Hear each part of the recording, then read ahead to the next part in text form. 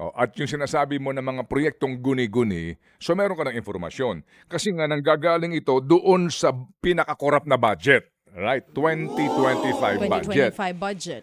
So napagtanto nila, ang laking iskandalo nito, mas maganda tayo na magpaputok.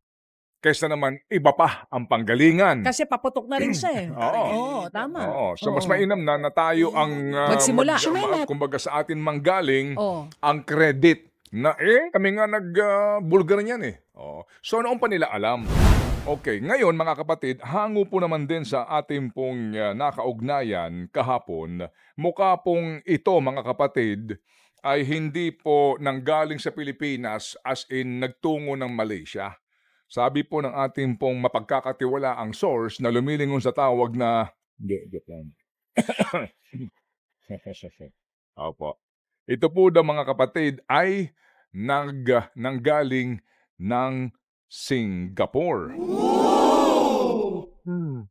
Sa 10 pong ito, ang kumpirmadong nakalabas na po ng Pilipinas ay yung pong Gulfstream jet na nasa Singapore ngayon as we speak at yung pong 3 helicopter.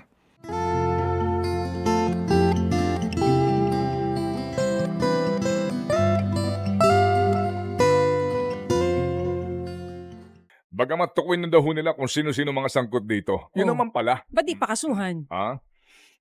May mga nagbibilang na. Ngayon, I think it's the 93rd day, no? Magmula nung kanyang 97? SONA. 97? 97 days? Tama ba? 93rd or 97? Mga kapatid, sa totoo lang din, even before SONA, alam na po ito ng administrasyon. Itong iskandalong ito, itong malaking issue po ng korupsyon na ito, hindi ho natin maitatanggihan. Kasi nga, sinabi niya na sa SONA, di ba? Yung mga proyekto na guni-guni, yung mga katang-isip, mga ginamit na term.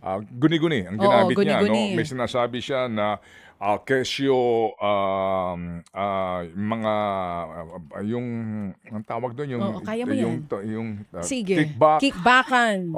May ganun For the boys, For the SOP. boy. Yan ang mga binagamit niyang salita nun. Para, yung errata. Yan, ang dami niyang ginamit nun. Kumbaga, para sabihin mo yung mga bagay na yon.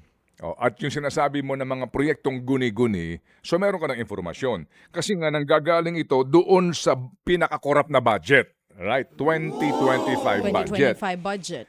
So napagtanto nila, ang laking iskandalo nito, mas maganda tayo na magpaputok.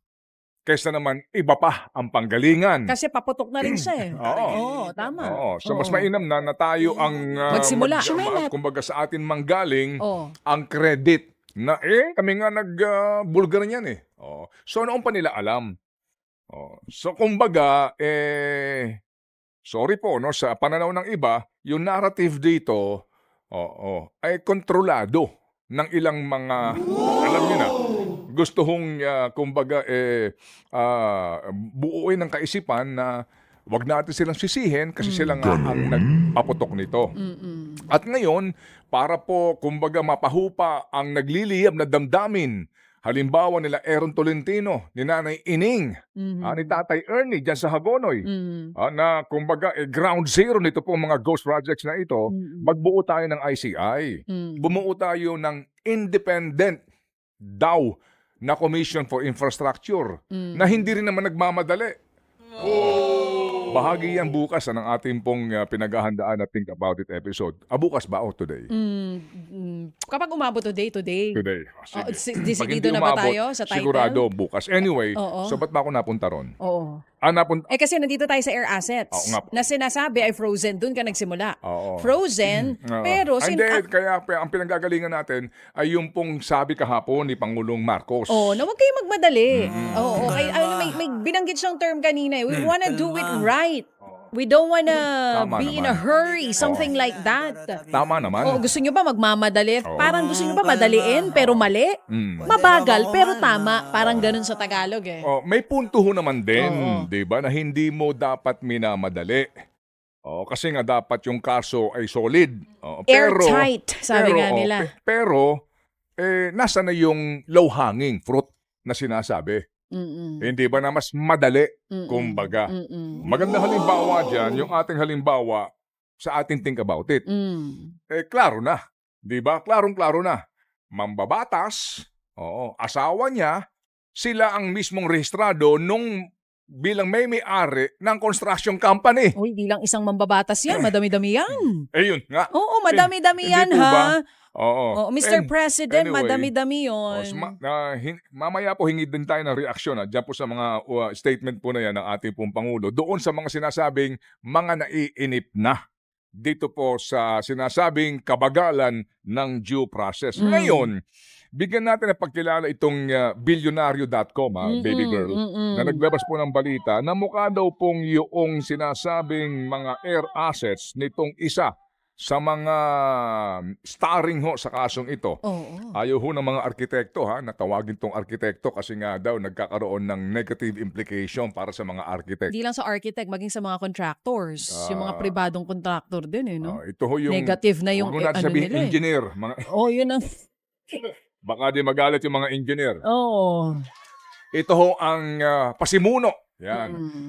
Ang sinasabi nga po nitong skandalong ito, yung pong mga responsable sa pagsalaula po sa ating pong pambansang budget, and eventually nga nalaman na marami hong mga proyekto ang nakuha ng kanyang kumpanya. Isa sa pasimuno itong taong ito. Nagmamayari siya nitong kumpanya, mga kapatid, na sangkot dito sa napakarami hong mga kontrobersyal na mga proyekto ng DPWH. Anyway, so ito po, inilabas nila at ang sinasabi daw po na ando doon na sa Malaysia. Sa Sabah. Okay, so tawagan nga natin ang maaari pong makapagpaliwanag sa atin. Ano ba ang panuntunan dito? Kasi if you remember, sabi po sa atin ding panayam kay Secretary Vince Dizon kamakailan lamang, sinasabi niya, di ba, na siya po ay humiling na sa Anti-Money Laundering Council na kasama po doon sa mga dapat na ma-freeze ng AMLAC ay ito pong air assets ng mga kumpanya na may kaugnayan kay dating ako Bicol Party List Representative Zaldico. Ito po'y kinabibilangan ng mahaba-haba ito, girl. Meron ka bang enerhiya para isa-isahin ito? Isa-isahin natin yan. Pati yung mga halaga nito? Oo. Isa-isahin natin yan. Ano-ano itong mga sinasabing air assets? Under the Misibis Aviation Development Corporation, Augusta Westland AW1398, 16 million US dollars o sa peso 919.16 million pesos. Meron ding Bell 206B3, 650 US dollars o 1,000 US dollars sa peso 37.3 million pesos. Bell 407, 3 million US dollars sa peso 172 million pesos. Yan po ay mga helicopter. Gulfstream 350, 36 million US dollars. Yan po ay jet. Ay, salamat naman. Jet pala ito. 2.7 billion pesos. Ano kayang pakiramdam masakay sa jet? Ito naman isa pa po. Under Hightone Construction and Development Corporation, ang total assets po, air assets, ay 7.94 million US dollars o 456 million pesos. So meron po ditong Cessna 414A Chancellor, 700,000 US dollars o 40.2 million pesos. Agusta A109E o A109E, 6.9 million US dollars o 396.3 million pesos. PA 31350 Chieftain, 340 US o 340,000 US dollars o 19.5 million pesos. Yun nga kasi nga ang kumbaga ang pag-aaral dito magsisimula doon sa kumpanya nung hindi pa po naging Appropriations Committee Chairman, ito pong dating kongresista, hanggang sa siya naging APRO chairman at nang pumutok itong balitang ito, ano ba ang mga ari-arian ng kumpanyang yon? Hindi po ba? So, kailan po ito na-acquire? Kailan po ito nabili? So, lumalabas nga po sa pag-iimbestiga na ito po ay nabili nila sa panahon na ng panunungkulan. Nito pong si Ginoong Ko at pagiging chairman din po ng Appropriations Committee. Okay, ngayon mga kapatid, hango po naman din sa ating pong nakaugnayan kahapon, mukha pong ito mga kapatid ay hindi po nanggaling sa Pilipinas as in nagtungo ng Malaysia. Sabi po ng ating pong mapagkakatiwalaang source na lumilingon sa tawag na Opo. Ito po daw mga kapatid ay nanggaling ng Singapore. Hmm. From Singapore na malapit-lapit sa Malaysia, tumawid ng Malaysia. Okay, sige. So, abangan natin po muna ang kumpirmasyon po dito una doon sa sinasabi po na deregistration. Pero matatandaan natin, nandito din po sa ulat ng Billionario.com na noong pong inanunsyo ng Pangulong Bongbong Marcos Jr. sa kanyang State of the Nation address, itong investigasyon kaugnay ng flood control scandal, may mga balita din na sinubukan ngang iparegister daw ni Zaldico itong mga air assets na ito. So medyo... I-deregister, oo. Meaning, ibig kapag sabihin, i-deregister, para maibenta na sa iba. 'Di ba? Pero kumbaga, in-on hold nga po ito ng ating gobyerno. Ang sabi nila, pwede makalipad, pero bawal itong maibenta. Pero ngayon na nasa Malaysia na, ang tanong din, makakabalik pa ba yan ng Pilipinas? Mababawi pa ba natin iyon? Kumpirmahin muna natin kung talaga bang ito nga po ay nandoon na ngayon sa Malaysia at ilan doon sa mga sinasabing air assets ang nasa labas na po ng Pilipinas. Mga kapatid, ha? Meron tayong appointment call this morning para po natin maunawaan lang ano ba ang mga panuntunan sa ganito po. Kasi ang mga eroplano na nakarehistro sa Pilipinas, 'di ba nakikita mo yung mga numero sa dulo ng eroplano, 'di ba? Parang plate number nila 'yon. Meron siyang RP, may mga doon may mga numero. Saan nakalagay doon. diyan? Sa dulo ng eroplano, makikita mo usually yan. O kaya doon sa mga helicopter, meron din. Meron din. Yun ang kanilang parang plate number. Yun ang pinaka-plate number nila. Para pag nakita, alam na sila yun. mag-verify saan bang bansa ito nakarehistro and sino may-ari nito, lalabas doon sa kanilang database. Okay. So ngayon, mga kapatid, nasa atin ang linya ngayon si Lieutenant General Raul L. Del Rosario, retired. Siya ang Director General ng Civil Aviation Authority of the Philippines o CAAP. Magandang umaga po, General. Magandang umaga po, Sir Ted. Magandang umaga po, Ma'am Serena. Maraming salamat po sa inyong paanyaya. Bumabati po ako sa ating mga tagapakinig. Ay, salamat po at mabuhay po, General. General, yung po munang report po na nakalabas na po ng bansa ang ilang air assets ni dating Congressman Zaldico. Kumpirmado ho ba ito? Totoo po yan. Meron ng 3 air assets na nakalabas. 2 helicopter at yung isang fixed wing, yung tinatawag nating Gulfstream G350.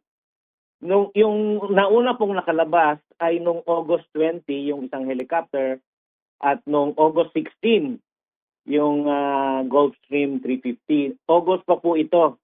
At yung pangatlong aeroplano naman, yung helicopter na isa pa ay 11 September. Go ahead, yung sir. Dalawang helicopter ay yung Agosta 1398 nga na sinabi kanina ay tumungo sa Kota Kinabalu. Yung Gulfstream 350 naman ay tumungo sa Singapore. So yung pong nakabiyahe ng Singapore, ito pong jet na Gulfstream, habang yung helicopters po dito po lamang sa Malaysia. Tama po yun, sir. Opo, okay. Sige po. So, sir, sa kabuuan ho ba muna, ilan ho ba ang air assets na iniuugnay kay former Congressman Zaldico? Ang total po ay 10. Merong 4 na nakapangalan sa Mitsubishi Aviation and Development Corporation at merong 2 na nakapangalan naman sa subsidiary ng Mitsubishi Aviation, itong Mitsubishi Resort and Hotel Management Corporation. At meron pang 4 na nakapangalan naman sa Hightone Construction and Development Corporation na kasama rin sa incorporator si former Congressman Zaldico. Okay, opo. So, sir, dito po sa lumalabas po 10 lahat, ano po? Tama po, yan po yung nasa aming record sa CAAC. Opo. Sa 10 pong ito, ang kumpirmadong nakalabas na po ng Pilipinas ay yung pong Gulfstream jet na nasa Singapore ngayon as we speak at yung pong 3 helicopter. Dalawa po, dalawang helicopter. Dalawa lang na helicopter. Okay. Opo. Nasa saan po yung iba na mga air assets po, General? Ito pong iba ay nasa iba't ibang hangar dito sa Pilipinas. Nasa record po namin ay nasa Bicol hangar ng Mississippi at meron din po kami as far as our record is concerned ay meron pang naririto sa Mississippi hangar sa NAIA. Okay, opo. So, ito pong Gulfstream na ito sa Malaysia, saan po sa Malaysia mismo ito? Sa inyo pong informasyon na nakalap at paano po ang inyong pagsiguro na iyon ay hindi po maibebenta o maipupuslit palabas ng Singapore para maitago? Ito pong Gulfstream ay nasa Selet. Nasaan po, sir? Medyo Sir, ay nasa saan po? Seletar, Singapore po. Mhm. Yung dalawa po ay nasa Kota Kinabalu. Sandali po. Medyo tayo po nagchat-chappy lamang, General. I beg for your indulgence. Ano po? Nasaan po sa Singapore yung Gulfstream, sir? Yung Gulfstream po ay nasa Singapore. Sandali. Yung dalawang Agusta 139 ay parehong nasa Kota Kinabalu. Opo. Sandali po lamang, General. Nagpuputol-putol lang po tayo. Sana po, pagpasensyahan niyo po kami. Ayusin lang po namin po yung linya. Opo, para po maayos po ang ating ugnayan. Oo. Okay na ba ang ating linya? Kasi nga, cellphone po ang ating ginagamit. And as we all know, we are in the republic called the Philippines. And the cellphone and the cellular service is always at par. Habang inaantay natin siya, tama ba yung dinig ko? Ayan na, nandyan ulit. Ito. Okay. Confirm sorry natin po. ulit yung air Okay, assets. sige. Sir, sorry po. Nag-ano lang ho tayo, puputol-putol. Gulfstream 350 po, nasaan sa Singapore, sir? Ayon po sa flight plan na pinail nila, nung umalis ay yung Gulfstream 350 nasa Seletar, Singapore.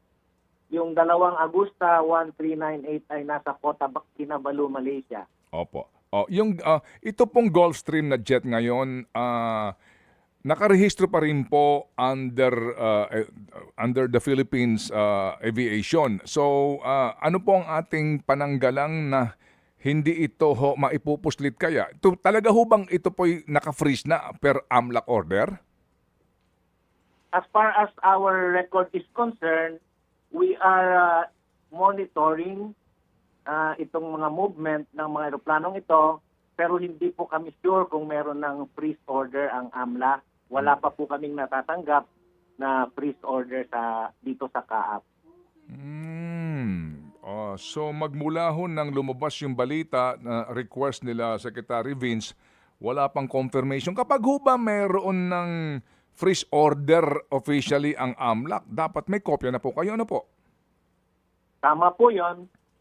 Sa ngayon po, ang natanggap namin na mga sulat galing sa AMLA ay mag-submit ng mga documentations at records ng eroplanong ito. Ganon din po ang Ombudsman, ang NBI, ang DPWH ay binigyan na po namin ng mga karampatang documentation ng mga eroplanong mga nasabi po. Okay. So ano lang ho ang poder ng CAAP dito? Hanggang saan lang po ang inyong kapangyarihan sa usapin po ng pagsiguro, kung kakayanin po ninyo masiguro, na hindi makalabas pa ng Singapore, makaalis pa ng Singapore itong jet na ito at eventually maibenta, maidispose?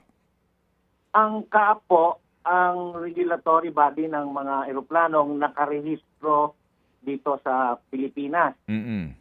So habang nasa atin po ang registration, ay hindi maaaring maibenta ang mga eroplanong ito nang hindi na de-register ng CAAP. Sa ngayon po ay hindi pa na-de-register ang mga eroplanong ito, although nagkaroon po sila ng attempt, nag-request po sila ng de-registration, pero dahil nga subject na po sa investigation, hindi na po pre-process ng CAAP ang de-registration application. Kailan po nag-apply ng deregistration itong mga kumpanya na nagmamay-ari ng naturang mga air assets? Sir, sa inyo pong opisina, kailan sila nag-attempt? Lahat ho ba nung 10 ay sinubukan na i-deregister?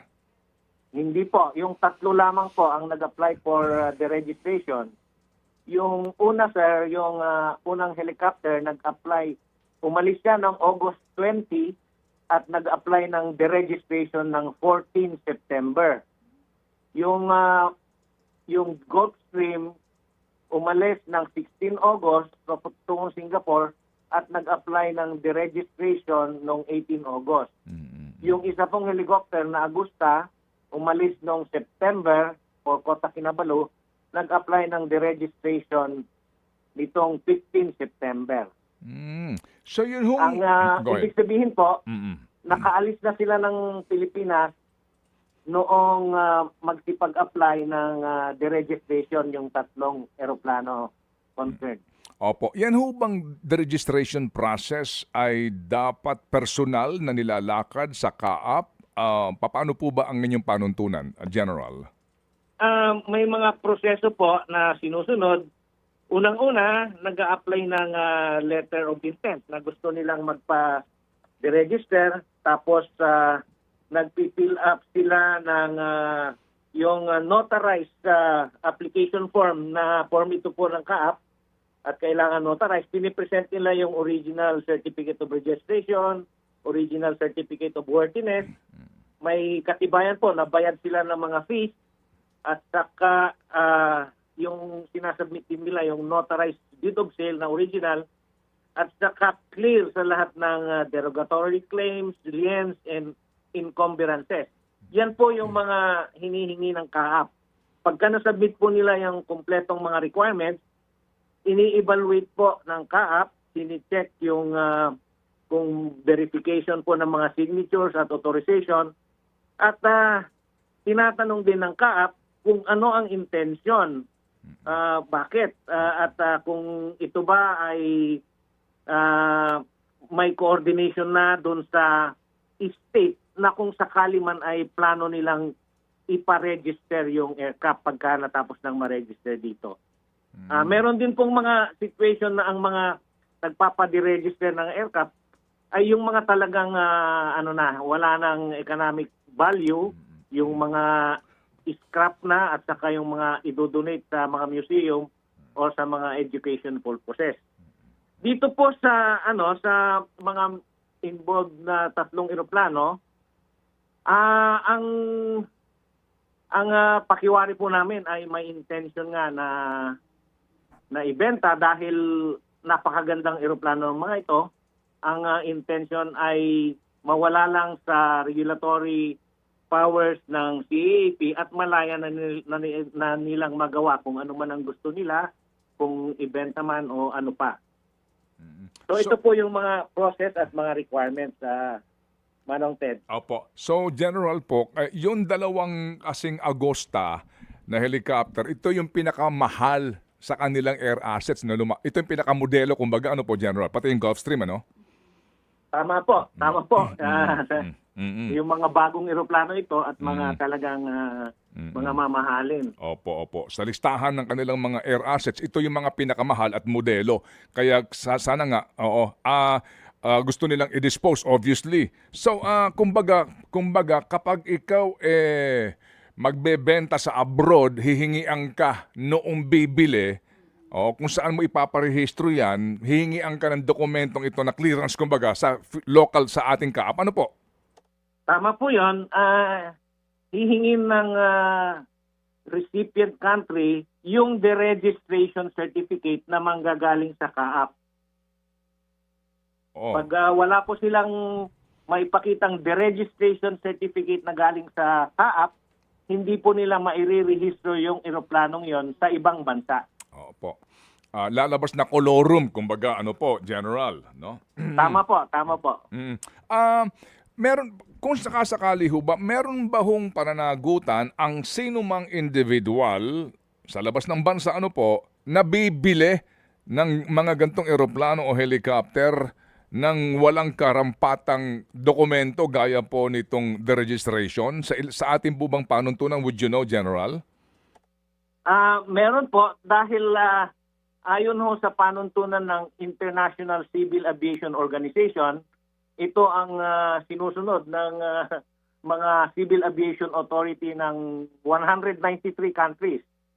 Ang registration po ng eroplano ay dapat sa isang nationality lang. Hindi pwedeng magdoble ang registration ng eroplano sa dalawang bansa. Kaya pero pwede pong i-transfer ang registration ng eroplano. Ngayon, kung hindi naman na de-register dito sa Pilipinas, talagang hindi pwedeng ma-register sa ibang bansa dahil nga ang nakasaad sa ICAO, International Civil Aviation Organization issuances, isang nationality lang dapat ang mini-maintain ng eroplano. Ayun, opo.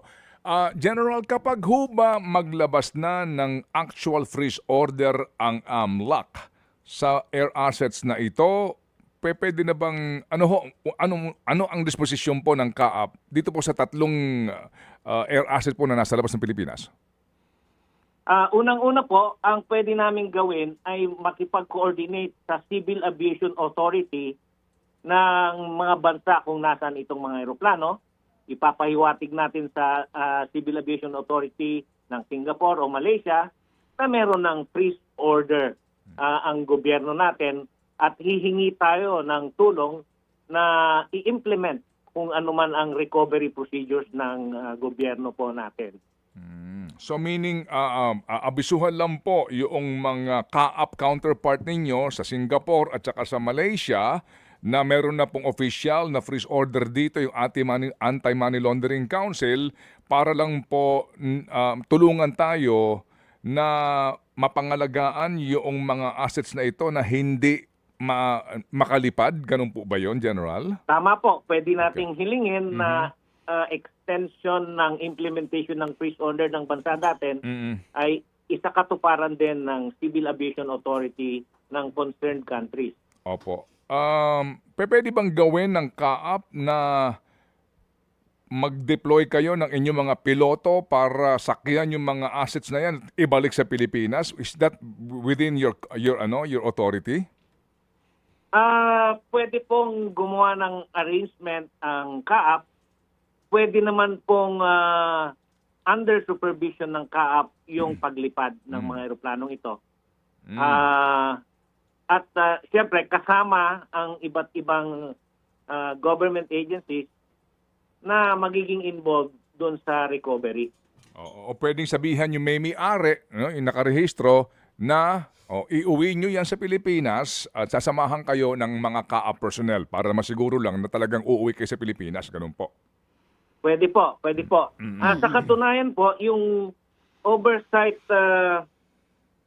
jurisdiction ng CAAP sa mga eroplanong ito ay yung annual airworthiness inspection.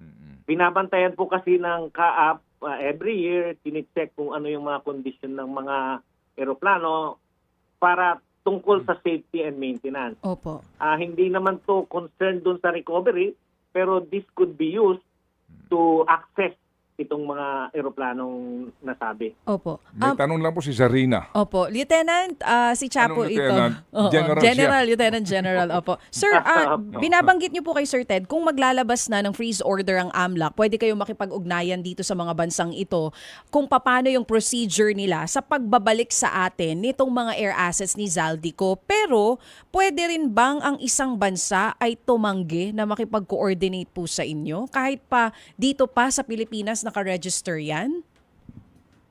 Sa tingin ko po ay hindi sa ngayon tayo ang may jurisdiction sa mga eroplanong ito dahil sa atin pa nakarehistro. Oo. So, at palagay ko ay susunod ang partner countries natin.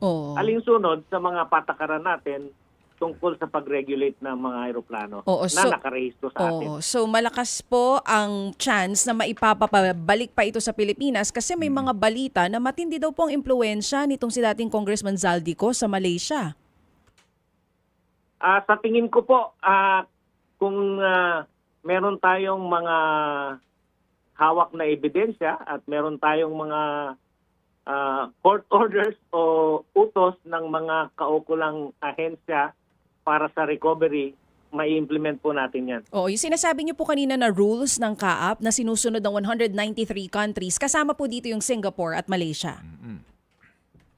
Tama po. At ayon po sa aming research, pinacheck ko po, the Civil Aviation Authority of other countries, of concerned countries, cannot refuse kung merong tayong freeze order na may Oh, papalabas. that's good news. Cannot refuse. Kasi ano yan, oo. reciprocal yan eh. Sa kanila nangyari, tayo din po ganon, di po ba? Ano po, General? No? Ito po ay ayon sa ating bilateral agreement Opo. with the concerned countries, yung Civil Aviation Authority Agreement. Opo. Kaya, ano nga, kumbaga nga, kapag sa kanila nangyari, tayo din po makikipagtulungan. So General, ito pong mga nandito ngayon, bagamat wala pa pong freeze order ang AMLAC, ano po ang tawag sa kanila? Aircraft of interest, ano po ang tawag sa kanila ngayon ng CAAP po dito sa mga na ito po binabantayan ng mga tauhan nyo? Ito ay mga closely monitored aircraft. Bawat lipad po nila ay humihingi sila ng mga kaukulang clearances. Kung domestic, meron mga requirements ang na kailangan nilang i-comply kagaya ng mga flight plans. Pag international flight naman, kailangan silang humingi ng exit plan, exit permit sa CAAP, at saka kailangan silang mag-submit ng flight plan na kasama doon yung mga manifesto ng mga pasahero. So, ang ating mga airports naman ay may abiso na bantayan itong mga eroplanong ito. At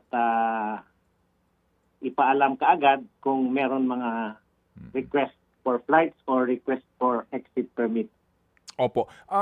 So siguro po kung domestic lang ang kanyang biyahe, hindi ho ganoon nakababahala na mawawala ito. Kapag po international yung iba biyahe nitong ilang pang mga nandito ngayon na air assets na sa ilalim po ng pamilya nitong si Zaldico. Kapag po international yan, pagdating mo doon sa airspace ba na hindi nasakop ng Pilipinas, yung bang papasukan mo, hihingian ka ng parang clearance sa pinanggalingan mo? Ganun po ba yun, General? Tama po yun. Ang tinatawag po dyan ay overflight clearance. Kasi po merong tayong tinatawag na flight information region ang mga bawat bansa.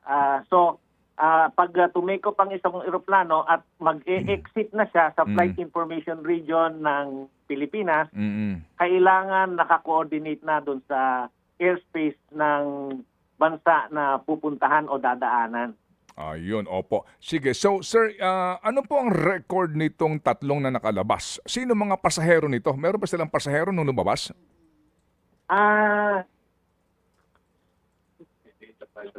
Wala po kaming ready data pero titignan po namin. Okay. Ito ho bang Gulfstream 350? Ito ba yung sinakyan ni Pangulong Duterte papunta ng Dahig? Sa pagkakaalam ko po, hindi po ito. Okay, opo. General, sir, alam po naman natin na maliban po kay Ginoong Zaldico, may mga nababanggit na po na ilang pong mga opisyal ng gobyerno na posible na masangkot nga sa iskandalong ito. Meron ba kayong mga binabantayan na air assets ng ilang pong mga contractors o congressman? At tinignan na po namin ang mga record ayon na rin sa request ng DPWH. May mga binigay silang mga pangalan ng mga individuals at pangalan ng mga korporasyon na pwedeng nagmamay-ari ng mga eroplano. Sa ngayon po, wala nang iba aside from this, kundi ito pong QM Builders na tinitingnan po namin ang detalye na nagmamay-ari ng isang Bell 505. QM Builders, yung construction company. Opo. So far po, sila pa lang. Opo, sila pa lang po at wala nang iba ang nagmamay-ari ng eroplano sa mga pangalan at korporasyon na binigay ng DPWH. Oo. Batay na rin po sa aming record. Opo. Si dating House Speaker Martin Romualdez po. Tinignan po namin ang aming record pero sa katotohanan wala pong nakapangalan sa kanya na eroplano o sa kumpanya na pag-aari niya. Opo. Ayon sa aming Opo. exhaustive na pag-check ng aming mga files. Opo, sa official record kumbaga no po ng CAAP. Opo. Kasi nga you base everything on record, no? Opo, naunawaan Yes, po sir. na. Okay, sige po. So sir, sa ngayon po no, meron bang ugnayan ang CAAP sa government agencies, ICI man yan o Ombudsman o DOJ para po dito sa freeze order? Kasi yung talagang legal basis nyo, yung freeze order hanggat wala yan, puro lang ho tayo monitoring. Meron ba kayo ugnayang na ginagawa ngayon, sir? Unang-una po, nung umpisa pa man, may ugnayan na kami sa DPWH. Meron din kaming coordination sa AMLAC, humingi sila ng mga dokumento, ang Ombudsman, ang NBI. Nitong huli po ay naanyayahan kami sa ICI meeting at nandun na nga po na humihingi rin sila ng mga karampatang dokumento related sa mga aircraft. So yun po ang aming linkages sa other agencies. Opo, okay. Sige po. Ang mga diskaya ho ba, walang mga air assets? Wala ho kaming nakita ng air asset na nakapangalan sa kanila o sa kumpanya nila. Baka walang payong ang Augusta at ang B. Baka walang payong. Opo. Anyway, sige po. So sir, alam niyo ho, General, kami po'y nagagalak sa inyo pong pagpayag sa panayam na ito. Mas naiintindihan na po namin ang sitwasyon, ang mga kaparaanan, ang mga panuntunan dito nga po sa jurisdiction ng Philippine government dito po sa mga questionabling air assets na pinag-uusapan po natin. At muli ho kami tatawag, no? Kung sakali pong may development po para inyo ito'y maipaliwanag at malaman po ng ating mga kababayan na ang CAAP po ay ginagawa ang responsibilidad dito po sa isyong ito. Maraming salamat po, Manong Ted, Ma'am Cha. Opo. Salamat po sa ulitin po, sir, ha? Salamat po na marami. Mabuhay po ang CAAP. Thank you and good morning.